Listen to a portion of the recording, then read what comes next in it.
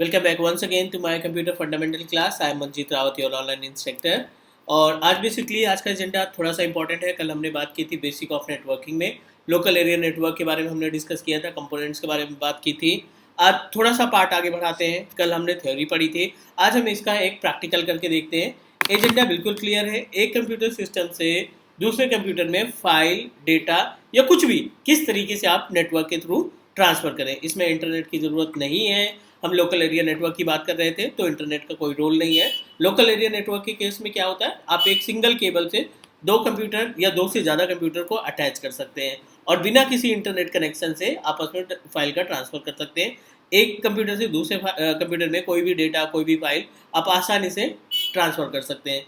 चलिए डिस्कस करते हैं अभी क्या क्या इसमें सेटिंग हमें परफॉर्म करनी पड़ेगी, क्या क्या एजेंडा, क्या क्या बेसिकली प्रीरिक्विजिट है, ये सभी पार्ट हम यहाँ पे देखने वाले हैं। चलिए पहले कॉन्सेप्ट समझ लेते हैं। थ्योरेटिकल पार्ट में क्या क्या चीज़ें आपको सेट करनी पड़ेगी अगर आप डेटा ट्रांसफ़र करना चाहते हैं एक कंप्यूटर से दूसरे कंप्यूटर में। तो यहाँ पे हम हेडिंग डाल देते हैं फाइल ट्रांसफ़र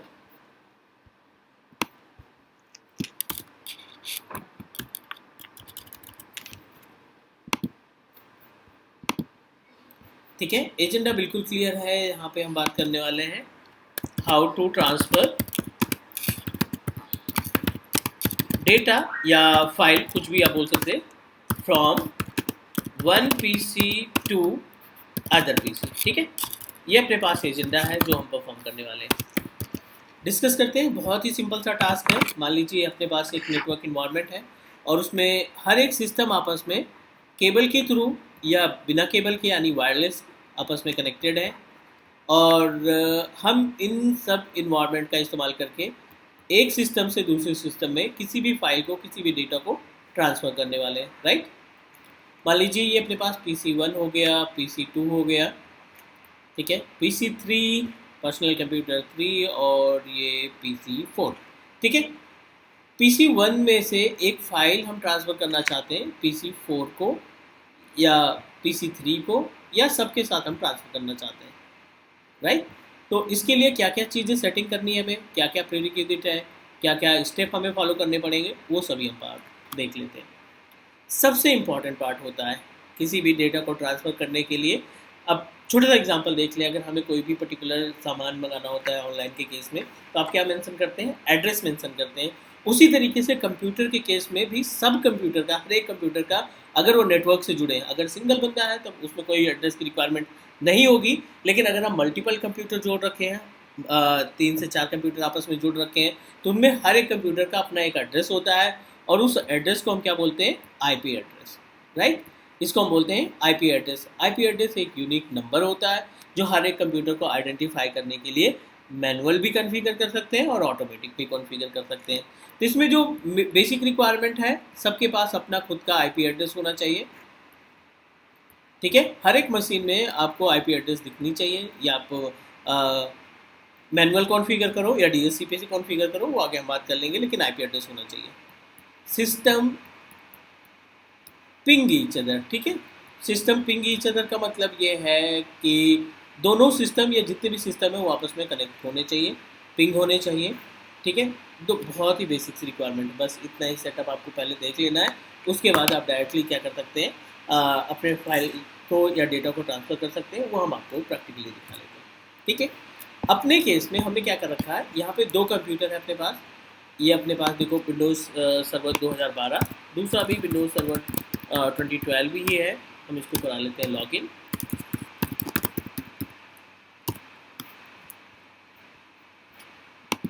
एक ये कंप्यूटर हो गया और दूसरा अपने पास ये हो गया। Total number of computer 2। अब दोनों को सेटअप किया हमने वर्क स्टेशन की हेल्प से, तो आप भी वर्क स्टेशन की हेल्प से क्या कर सकते हैं, अपना खुद का इन्वायरमेंट सेट कर सकते हैं। चलिए, दोनों कंप्यूटर अपने पास हो गए। PC1 मान लेते हैं इसको और इसको PC2 मान लेते हैं। सबसे पहला काम, इनकी आईपी एड्रेस चेक कर लेते हैं। CMD पे गए, आईपी कॉन्फ़िग किया, इसकी आईपी एड्रेस मिल रही है 192.168.1.100। दूसरे सिस्टम की आईपी एड्रेस की बात करें तो यहाँ पे अगर हम आईपी कॉन्फ़िग की बात करें 192.168.1.50, 50 आईपी मिल रही है। आपस में आप पिंग करा लीजिए 192 168.1.100, ठीक है। आपस में रिप्लाई आना इम्पॉर्टेंट है, अगर रिप्लाई नहीं आएगा, कनेक्ट नहीं होगा, हम कोई भी डेटा ट्रांसफ़र नहीं कर पाएंगे। चलिए, शायद फायरवॉल ऑन हो या और कोई सेटिंग करनी हो, देख लेते हैं यहाँ पे फायरवॉल ऑफ करके। firewall.cpl, इसका फायरवॉल कर देते हैं बंद।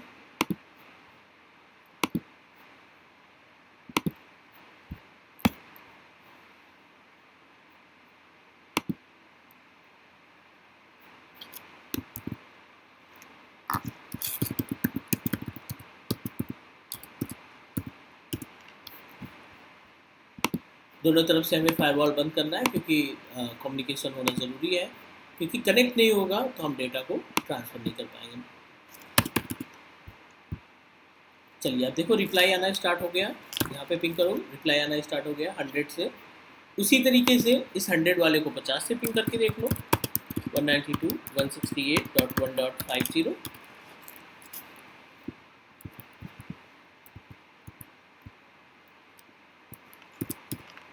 चलिए, दोनों तरफ से रिप्लाई आ रहा है, मतलब दोनों का कनेक्शन इस्टेब्लिश है, दोनों सिस्टम आपस में पिंग हो रहे हैं। इंपॉर्टेंट पार्ट ये हो कि आप सोच रहे होंगे कि इसमें आईपी एड्रेस कहाँ से आया है, तो बाय डिफ़ॉल्ट जब भी आप इंटरनेट से कनेक्ट करेंगे तो बाय डिफ़ॉल्ट आपके पास आईपी एड्रेस आ जाएगा। लेकिन आप कैसे कॉन्फ़िगर करेंगे, उसके लिए हमें पहले थ्योरेटिकल पार्ट पढ़ना है, उसके बाद फिर हम इस पर बात करेंगे, राइट। PC1 पे चलते हैं। ये अपने पास डोमेन वाला कंप्यूटर PC1 हो गया। इसके डेस्कटॉप पे एक फ़ोल्डर बना लेते हैं, ठीक है। यहाँ पर डेस्कटॉप पे एक फ़ोल्डर बना लेते हैं, राइट क्लिक, न्यू फोल्डर, यहाँ पे हम लिख देते हैं डेटा। फोल्डर का नाम डेटा है, इसको ओपन कराते हैं, इसमें कोई एक फाइल क्रिएट कर लेते हैं। न्यू पे गए, टेक्स्ट डॉक्यूमेंट पे गए, दिस इज टेस्ट फाइल, ठीक है, फॉर डेटा ट्रांसफ़र, ठीक है। डेटा ट्रांसफ़र करने के लिए हमने एक फ़ाइल क्रिएट की, सेव किया, डन। अब आपके पास जो ये फाइल है, ये कहाँ पे है, कंप्यूटर 1 पे है, PC1 पे है। हम इसको बिना किसी पेन ड्राइव या बिना किसी टूल की हेल्प से हम इसको ट्रांसफ़र करना चाहते हैं ADC यानी कंप्यूटर 2 पे। सेंड करने का बहुत आसान तरीका है, अभी हम बेस से स्टार्ट करते हैं, आगे हम आपको और भी मेथड बताएंगे कितने तरीके से डेटा आप ट्रांसफ़र कर सकते हैं। फोल्डर के ऊपर करो राइट क्लिक, क्लिक करो प्रॉपर्टीज़ पे, यहाँ पे देखो एक ऑप्शन दिखाई पड़ रहा है शेयरिंग, शेयरिंग पे क्लिक कर देंगे। यहाँ पे एडवांस शेयरिंग दिखाई पड़ रहा है, क्लिक करिए।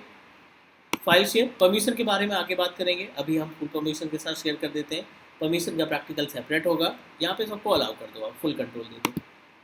बस ये छोटा सा स्टेप आपको फॉलो करना है अगर आपको ये डेटा दूसरे सिस्टम पे ट्रांसफ़र करना है तो। दोनों आपस में मशीनें पिंग है, अब इस डेटा को आपको उठाना पड़ेगा, दूसरे वाले कंप्यूटर पे जाकर के इसको रिसीव करना पड़ेगा। चलिए, दूसरे कंप्यूटर पे आ गए, Window+R करके ये रन ओपन कर लो, डबल स्लैश लगाओ, और जो भी इस कंप्यूटर की IP एड्रेस है उसको आप डबल स्लैश के बाद यहाँ पे टाइप कर दो। 192.168.1.50 इसकी IP एड्रेस है, अब करो ओके। ये आपसे यूज़र नेम और पासवर्ड मांगेगा, तो यूज़र नेम एंड पासवर्ड आप मेंशन कर देंगे एडमिनिस्ट्रेटर, और जो इस कंप्यूटर का पासवर्ड हो जहाँ से आपने ट्रांसफ़र किया डेटा उसका आप पासवर्ड प्रोवाइड कर दीजिए यूज़र नेम के साथ, और ओके कर दीजिए। डेटा नाम का फोल्डर हमने क्रिएट किया था, उसको शेयर किया था, आप इसको यहीं से कॉपी पेस्ट कर लो, सिंपल। यहाँ से कोई शॉर्टकट आ रहा है, कोई दिक्कत नहीं, आप इसको कॉपी करो, ओपन करो, ठीक है। ये अपने पास डेटा हुआ, कॉपी कर लो और यहाँ पे पेस्ट कर दो, ठीक है। पूरा का पूरा फोल्डर आप कॉपी कर सकते हो, कॉपी एंड पेस्ट, ठीक है। डबल क्लिक करो, टेक्स्ट पे क्लिक करो, सेम फाइल हमने लिखी थी पहले कंप्यूटर पे, जो कि अब दोनों कंप्यूटर पे दिखना स्टार्ट हो गया, क्लियर। ये पूरा प्रोसीजर हुआ एक कंप्यूटर से दूसरे कंप्यूटर में फाइल ट्रांसफ़र करने का, इसको एंटी शेयरिंग कहते हैं। आगे हम इसमें परमिशन और भी जो छोटी मोटी एक्टिविटी होती है उनके बारे में बात करेंगे।